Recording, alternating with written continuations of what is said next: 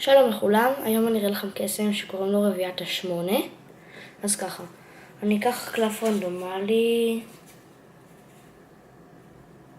נגיד זה. טוב, אני לא אראה לכם. אז אני אתחיל לשים קלפים, ומתנדב יגיד לי מתי סטופ.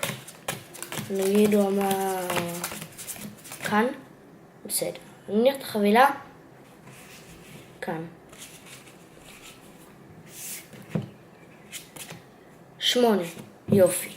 אז נעשה 1, 2, 3, 4, 5, 6, 7, 8. אני אעשה ככה וככה. 8 ו8. והקלף שלכם גם 8.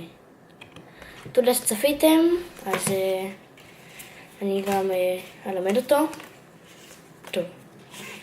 אם אהבתם, אז תיתנו לי לייק.